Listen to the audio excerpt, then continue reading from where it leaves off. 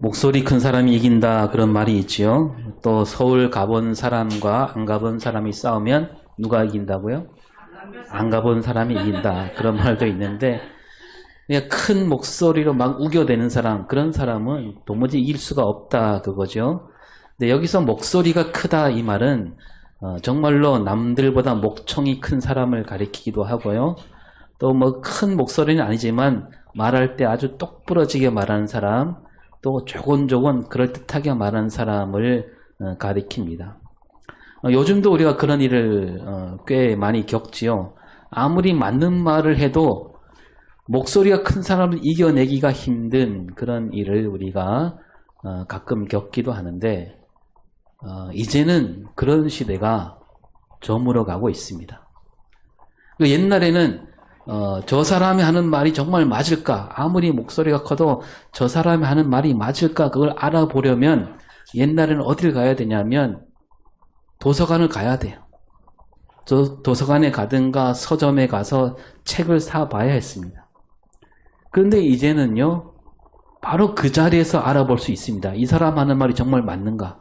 네가 아무리 목소리 크게 외쳐도 그 말이 맞느냐 안 맞느냐 바로 알아볼 수 있습니다. 어떻게 해요? 네. 이 스마트폰이에요. 이 작은, 이 손바닥보다 좁은 이 여기에 세상 모든 정보, 모든 지식이 다 들어있지 않습니까?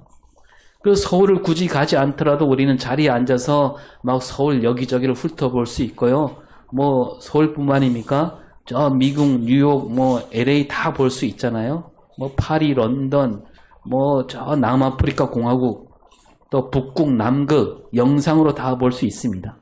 그뿐이 아니에요. 저 멀리 있는 밤하늘에 반짝이는 별, 저 별이 지금 무슨 별인가? 이걸로 보면 그 이름이 다 나옵니다. 또 길 가다가 처음 보는 풀이 있다. 그 사진 찍어 올리면 그 풀 이름이 뭐냐? 약인가 독인가 다 나오지요. 또 요즘 우리 한강이라는 작가가 쓴 책에는 어떤 책이 있는가? 그 작가가 어떻게 생겼는가? 그 작가가 옛날에 뭘 했나? 책 내용이 뭐냐?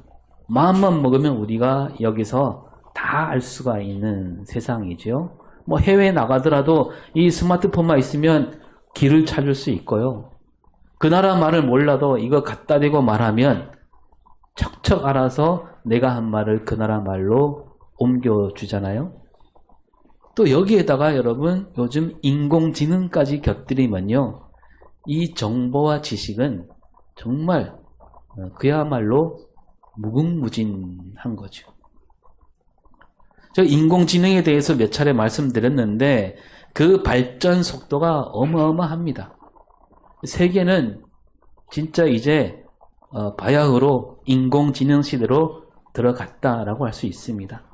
사람이 하면 10년이 걸릴 일을 이 인공지능은 몇 초 만에 해내는 거죠. 회사에서요, 이제 신입사원을 안 뽑아도 됩니다. 한 10년 전만 해도 앞으로 인공지능 시대가 오면 이 인공지능을 로봇에 집어넣어서 사람이 하기 어려운 막 성가신 일, 또 힘쓰는 일, 뭐 무거운 짐을 나르거나 뭐 청소, 허드렛 일, 이런 일들을 시키면 되겠구나 그랬지요. 그래서 막노동이나 뭐 집안 청소 이런 일자리가 없어지겠다 그랬는데, 지금 인공지능이 이렇게 하는 걸 보니까 그게 아닌 거예요. 그게 아니랍니다. 인공지능은요, 그런 일보다, 그러니까 어렵고 까다로운 일, 사무실에서 앉아서 할 수 있는 일, 그런 일들을 더 잘한답니다. 수학, 계산, 물리학, 화학, 경제학 이런 일을 이 인공지능이 아주 기가 막히게 사람보다 훨씬 더 잘, 바르게, 똑똑하게 한다는 거죠. 이번에 우리나라에서 노벨 문학상을 받았는데요. 이 노벨상 여러 가지가 있다 그랬지 않습니까? 노벨 물리학상을 누가 받았냐면 그 인공지능을 연구한 박사가 받았습니다. 그 의사만 하더라도요, 인공지능으로 하면 뭐 상처를 꿰매고 막 수술 이런 외과 일을 잘 하겠거니 그렇게 했는데 그게 아니에요. 인공지능이 뭘 더 잘하냐면요, 이 환자가 지금까지 어떻게 살았는가? 이 환자가 무슨 식생활이 어떠했는가? 그런 내과 의사를 더 잘한답니다. 심지어 신경정신과에서도 인공지능이 더 실력을 발휘한다라는 거죠. 그럼 이 인공지능 시대에 우리는 이제 뭘 해야 될까요? 여러분 이제 뭐 100세 시대라 그러잖아요. 오래 살아서 좋지만 또 좋은 것만 아니에요. 인공지능이 자꾸 개발이 되는 겁니다. 그러면 그 시대에 맞추려면 그거 다 공부해야 돼요. 자라나는 우리 손주들은 어떻게 살아남아야 되겠습니까? 그냥 막노동이나 험한 일에 뛰어들어야 되겠습니까? 근데 아마 곧 그런 일, 막노동 같은 험한 일, 그런 일자리도 앞으로는 쉽지 않을 겁니다. 왜냐하면 인공지능이 힘을 쓰지 않아도 되는 그런 기술을 또 만들어내니까. 그러면 이런 시대에 살아남으려면 어떻게 해야 되는가? 어떻게 해야 될까요? 이런 시대에 살아남으려면 바로 이 인공지능을 써먹을 수 있는 능력을 키워야 된다는 겁니다. 그러니까 누가 이 인공지능을 잘 써먹는가? 거기에 따라서 그 사람 삶이 달라지는 거예요. 그러면 이 인공지능을 잘 써먹을 수 있으려면 어떻게 해야 될까요? 이를테면 우리가 이 스마트폰을 다 갖고 있잖아요.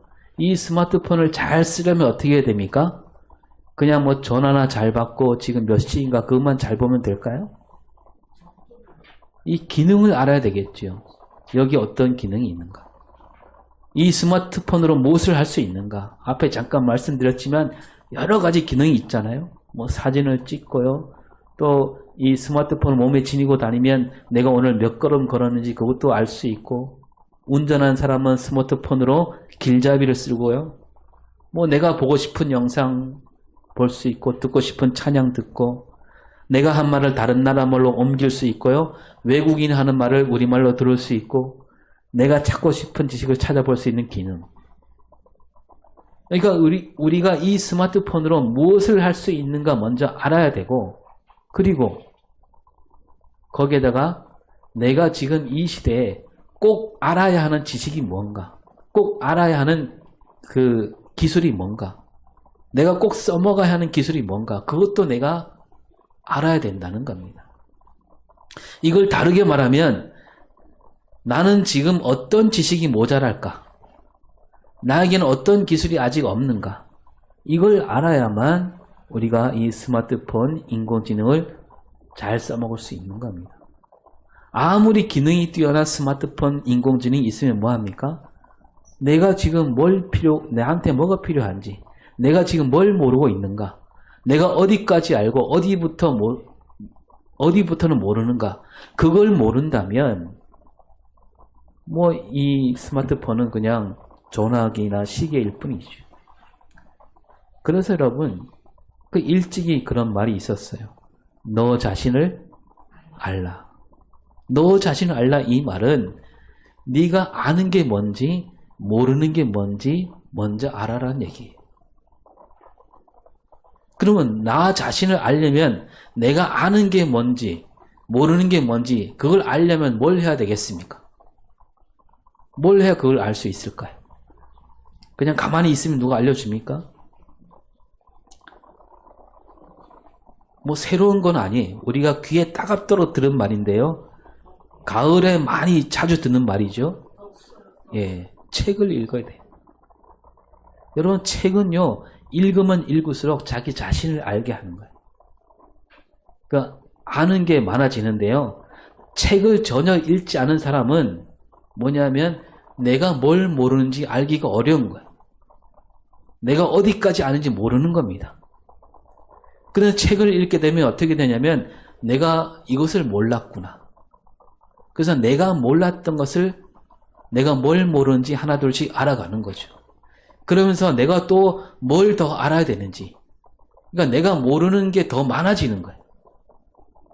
그래서 인공지능 시대가 오면 올수록 우리는 이 책을 더 많이 읽어야 되고 더 깊이 읽어야 한다는 거죠. 마침 우리가 노벨 문학상도 받았잖아요. 지금 세계가 다 그냥 그 책을 구하느라고 난리 아닙니까? 이 한강 작가가 쓴 책 다 읽을 수는 없어도 적어도 우리는 뭐 소년이 온다라거나 작별하지 않는다 이런 책들은 그 책장에 꼽아놓고 있어야 됩니다. 그 책을 읽고 내가 얼마나 어리석은 사람인지 내가 모르는 게 얼마나 많은지 그 깨달을 수 있게 된다는 거죠.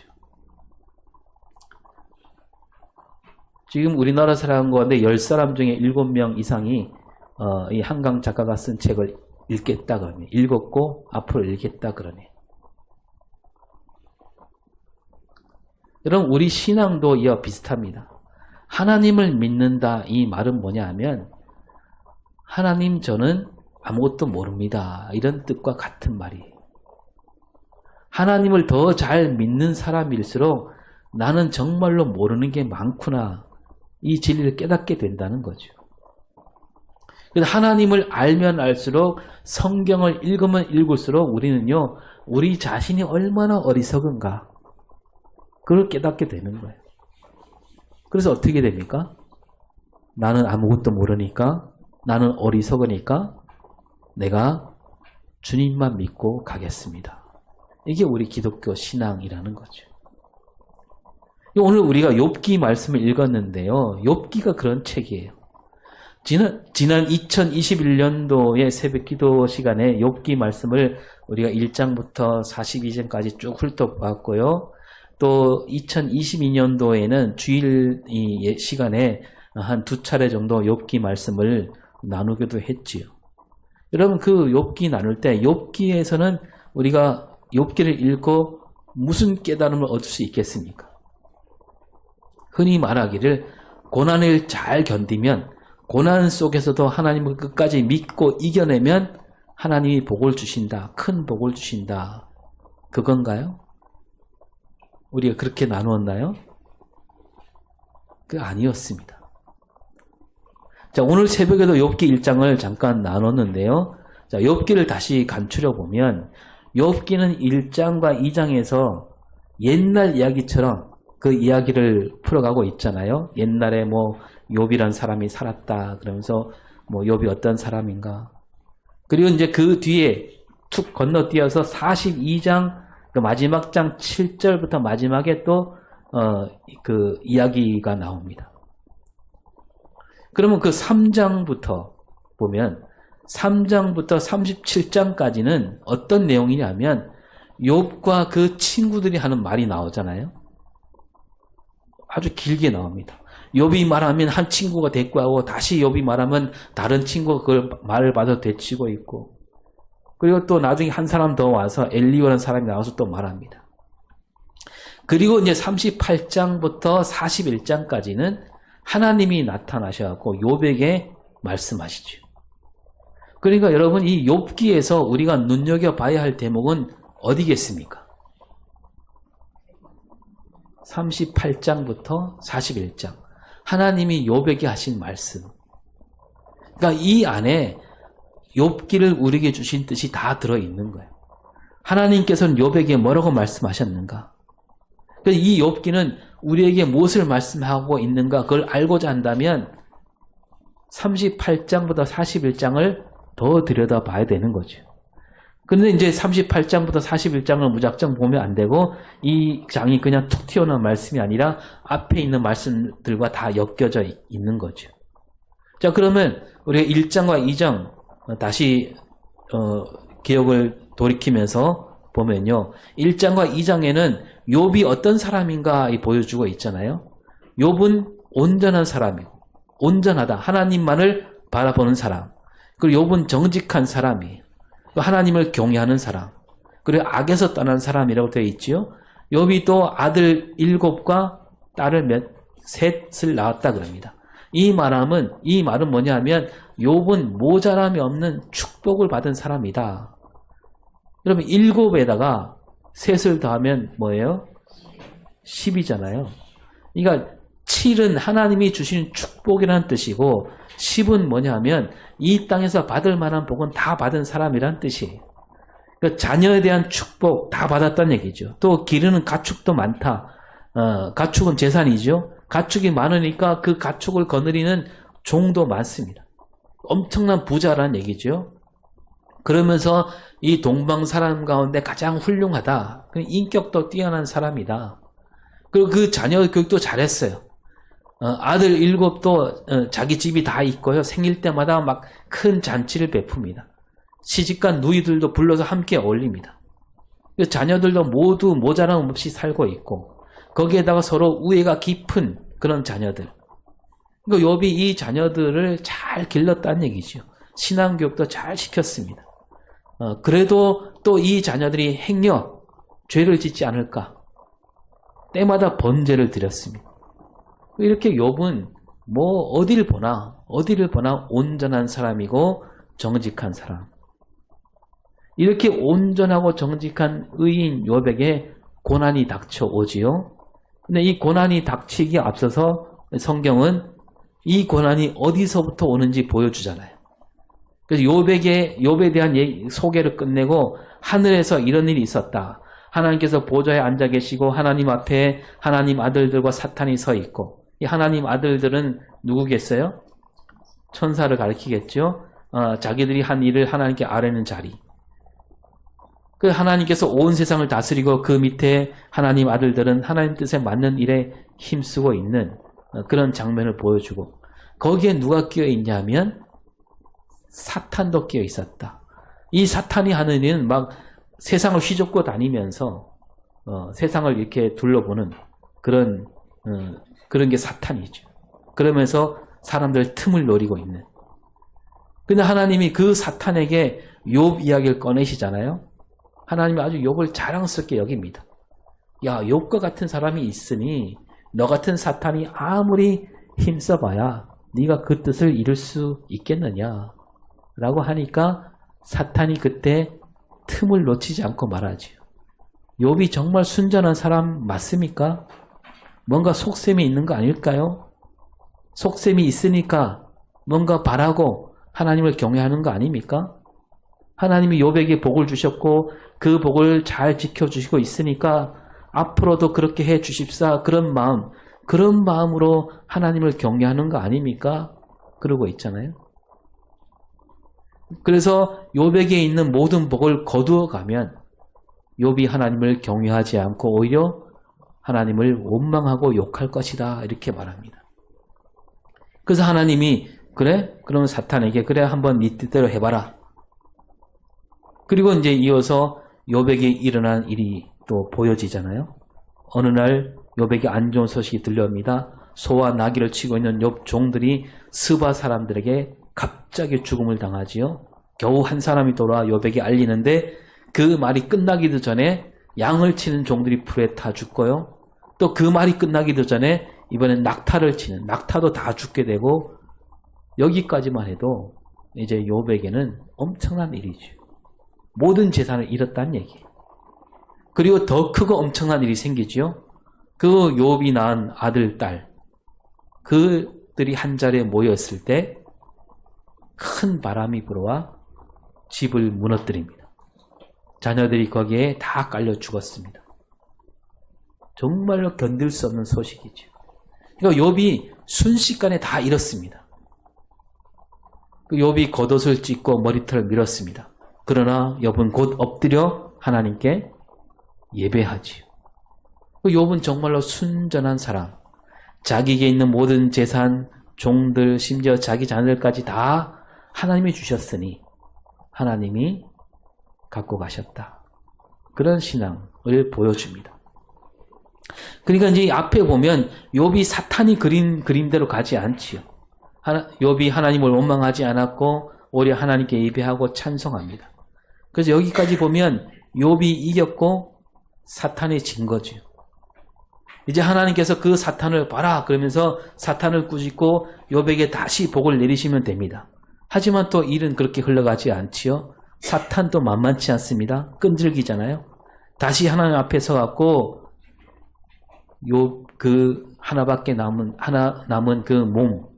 그 몸마저 치라고 합니다. 하나님께서 그렇게 하라고 하시죠. 발바닥부터 정수리까지 종기가 나게 하지요. 욥은 그게 막 가려워서 질그릇 조각을 깨갖고 자기 몸을 긁습니다. 그리고 하나밖에 남지 않은 가족, 그 아내마저 욥에게 저주를 퍼붓고 떠납니다. 그래도 욥은 끝까지 하나님께 죄를 짓지 않으려고 애를 썼다. 원망하지 않았다. 그렇게 말씀하고 있죠. 그래서 여기까지 보면 욥은 정말로 온전하고 순전하고 신앙이 깊은 사람이라는 것을 보여줍니다. 그리고 욥이 어려운 일을 겪고 있다는 소식이 멀리 있는 친구들에게 들리죠. 그 친구들은 세 사람인데 엘리바스, 빌닷, 소발.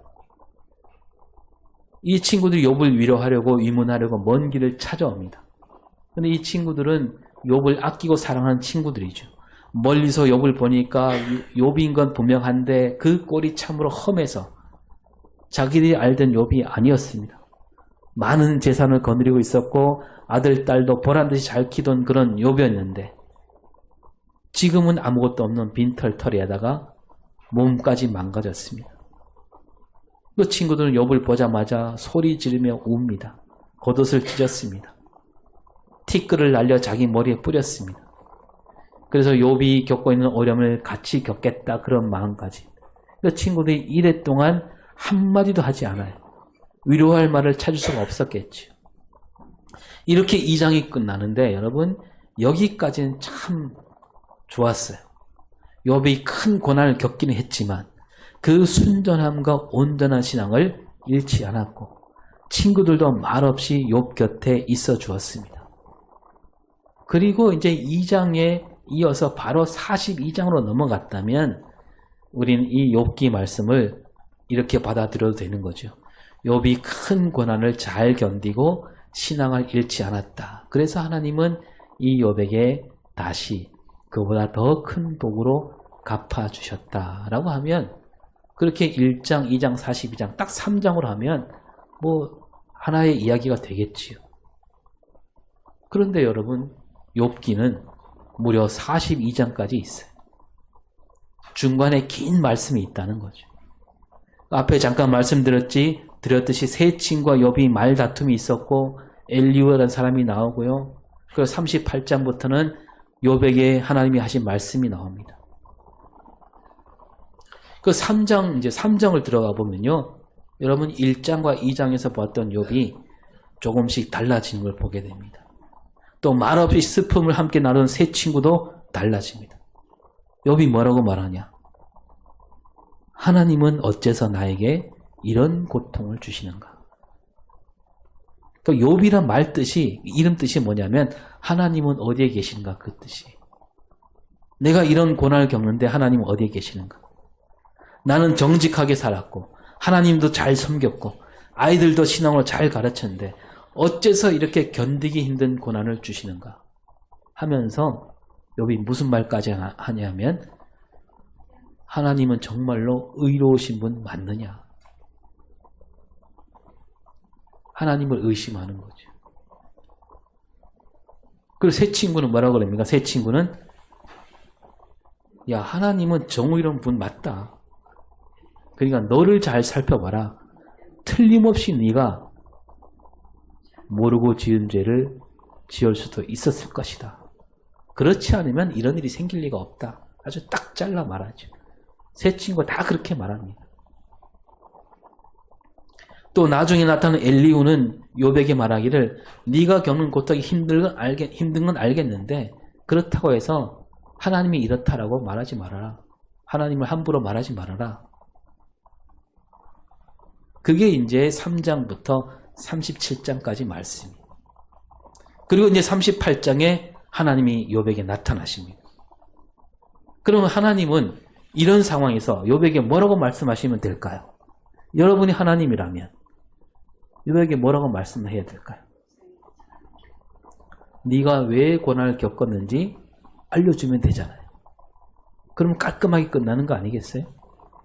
그 1장과 2장에 있었던 일, 그 사탄이 와서 했던 일, 사탄이 너를 시험해 보라고 해서 일어난 일이다. 이 고난은 네 잘못이 아니다. 라고 하면 욥도 금방 고개를 좀 끄덕일 수 있지 않을까요? 그런데요, 여러분 38장부터 하나님이 하신 말씀 4장에 걸쳐서 보면 하나님이 사탄 얘기는 한마디도 하지 않습니다. 사탄의 사자, 시옷자도 꺼내지 않습니다. 뭐라고 말씀하시냐? 1절을 볼까요? 시작. 그때 여호와께서 폭풍우 가운데에서 욥에게 말씀하여 이르시되 예. 하나님이 나타나셨는데 폭풍우 가운데 말씀하신다. 여러분 잔잔한 바다 가운데 말씀하시면 더 좋잖아요. 근데 폭풍우 가운데 말씀하신다. 여기서부터 뭔가 어긋났구나 하는 것을 알 수가 있습니다. 그리고 하나님이 말씀하신 첫 마디가 2절에 나오지요. 시작. 무지한 말로 생각을 어둡게 하는 자가 누구냐. 예. 뭐냐면 3장부터 37장에 이르기까지 욥과 욥 친구들이 했던 말, 그 말들이 다 무슨 말이라고요? 무지한 말이었다. 말로서 그들이 하는 말은 진리를 드러내기보다는 하나님 뜻과 계획을 어둡게 했다는 겁니다. 하나님은 욥에게 뭔가 대답을 들려주신 게 아니고요. 오히려 욥에게 되물으시면서 욥을 다그칩니다. 3절을 볼까요? 대장부처럼 허리를 묶고 내가 내게 묻는 것을 대답할지니라. 네. 어디 가지 말고 딱 여기 붙어서 내가 하는 말에 대답해라 그거 아닙니까? 그러니까 하나하나 물으십니다. 이거 하나님은 오히려 욥에게 물으십니다. 그러면서 여기 무슨 뜻이냐면 네가 하나님께 나에게 물었던 물음은 그 물음부터 잘못되었다는 얘기지요. 물음을 바꿔야 된다는 얘기입니다. 4절을 볼까요? 내가 땅에 기초를 놓을 때 내가 어디 있었느냐. 내가 깨달아 알았거든 말할지니라. 네, 이게 무슨 말입니까? 하나님이 세상을 지으실 때 네가 거기에 있었느냐? 넌 없었지 않았느냐? 그 욥이 뭐 여기에 무슨 말을 대답하겠습니까? 그러니까 이어서 묻는 물음은 다 비슷합니다. 저 안 읽었지만 8절에 가볼까요? 바다가 그 모태에서 터져 나올 때 문으로 그것을 가둔 자가 누구냐. 예, 바닷물을 다스린 자가 누구냐? 또 21절을 볼까요? 내가 아마도 아니라 내가 그때 태어났으리니 너의 횟수가 많음이니라. 예, 이 말은요 약간 욥을 막 이렇게 놀리면서 하는 말 비슷합니다. 그래서 다른 번역으로 읽으면 이래요. 시작. 알고 말고 너는 알 것이다. 내가 이 세상을 만들 때부터 지금까지 내가 살아왔고 내가 세상 만드는 것을 내가 보았다면 내가 오죽이나 잘 알겠느냐. 예, 이런 뜻이거든요. 이거 하나님이 욥에게 물으면서 욥을 아주 그냥 꼼짝 못하도록 만드시고 있습니다. 하나님이 욥에게 뭔가 일깨워 주려고 하시는 거죠. 사람이 어찌 하나님 뜻을 다 해낼 수 있겠느냐? 사람은 이 세상에 일어난 일을 다 알 수 없다. 하나님만이 아시고 하나님께서 진리를 말씀해 주셔도 사람은 다 알아들을 수 없다. 그런데 너는 왜 하나님은 이래야 되고 하나님은 이래야 마땅하다 이렇게 다 안다는 듯이 말하느냐 그런 얘기죠. 그리고 이 물음이요 38장에만 끝나지 않고 39장에도 또 계속됩니다. 39장 1절을 볼까요? 소가 새끼 치는 때를 내가 아느냐. 암사슴이 새끼 낳는 것을 내가 본 적이 있느냐. 네. 그 뒤에도 여러 짐승을 말씀하시면서 네가 그 짐승들에 대해서 네가 아는 게 뭐냐. 그 욥이 대답할 수 없는 말을 하십니다. 하나님이 끊임없이 욥에게 물으시는 거죠. 응? 누가 지혜로 구름의 수를 세겠느냐? 누가 하늘의 물주머니를 기울이겠느냐? 욥이 대답할 수 없는 말. 그 물음이요 38장부터 41장까지 몇 가지나 되냐면 70가지예요. 70가지. 70가지가 다 묻는 물음이에요. 하나님이 욥에게. 여기에 욥이 한마디도 대답을 못하죠. 이게 무슨 뜻이냐면 하나님은 욥의 한계를 느끼게 해주시는 거예요. 네가 알면 얼마나 아느냐. 그리고 나중에 욥이 42장에 가서 이렇게 말하죠. 42장 3절. 무지한 말로 이치를 가리는 자가 누구니까. 나는 깨닫지도 못한 일을 말하였고 스스로 알 수도 없고 헤아리기도 어려운 일을 말하였나이다. 예. 무지한 말로 이치를 가린 자가 누구니까? 자기를 가리키는 거죠. 앞에 하나님이 처음 말씀하실 때 무지한 자가 라고 말씀하셨죠.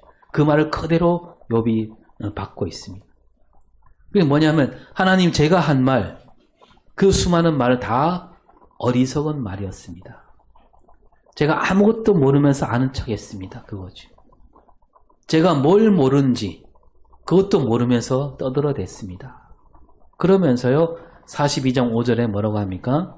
내가 주께 대하여 귀로 듣기만 하였사오나 이제는 눈으로 주를 배웠나이다. 예. 그러니까 나는 안다고 생각했는데 내가 아는 것은 그저 수박 겉핥기와 같았다. 그겁니다. 하나님 말씀을 듣고 보니까 나는 아무것도 몰랐습니다. 하나님 뜻을 찾는 길이 여기에 있다는 것을 보여주는 겁니다. 우리는 하나님 앞에서 우리 한계를 알아야 된다는 거예요. 내가 얼마나 작은지, 얼마나 모자란 사람인지 그걸 똑바로 알아야 된다는 것을 보여준 책이 욥기라는 거죠. 여러분 아까 말씀드렸지만 하나님을 안다, 하나님을 믿는다 이 말은요. 내가 얼마나 모자란가 그걸 안다는 것과 같은 얘기예요. 언젠가 말씀드렸습니다. 여러분 밤하늘에 떠있는 별, 이 별이 몇 개라고 했습니까? 우리 셈으로 셀 수 없을 만큼 많지요. 굳이 말하자면 1000개보다 많을까요? 적을까요? 1000개보다 많고요. 10,000개? 10,000개보다 많아요? 100만 개? 그것도 더 많아요. 1억 개보다 많을까요? 여러분 1억이라는 숫자는 0이 몇 개 붙어요? 몰라요? 여러분 집에 1억씩 다 있잖아요. 0이 8개 붙어요. 8개. 그게 1억이에요. 밤하늘의 별을 헤아리면요. 그 0이 몇 개 붙냐 하면 22개가 붙어 있습니다. 우리 눈으로 또는 천체 망원경으로 볼 수 있는 별이 별만 해도 그렇게 많다는 거죠. 보이지 않는 별까지 하면 여러분 보이는 별보다 보이지 않는 별이 훨씬 더 많다 그러죠. 그러니까 여러분 이 우주가 얼마나 넓을까요? 우리가 우주를 한눈에 볼 수 없습니다. 넓기 때문에. 우주를 보려면 어떻게 해야 됩니까? 우주 바깥으로 나가야 돼요. 바깥으로 나가면 죽는 거죠. 따라서 우리는 우주를 볼 수 없어요. 그런데 하나님은 그 우주보다 더 크신 분이에요. 그 크신 하나님을 가리켜서 하나님은 이런 분이다. 하나님은 이래야 돼. 그렇게 말할 수 있을까요? 여러분 아까 읽은 1절을 다시 볼까요? 여호와께서 폭풍우 가운데에서 욥에게 말씀하여 이르시되 이 욥기를 보면 여호와란 말이 자주 나오지 않아요.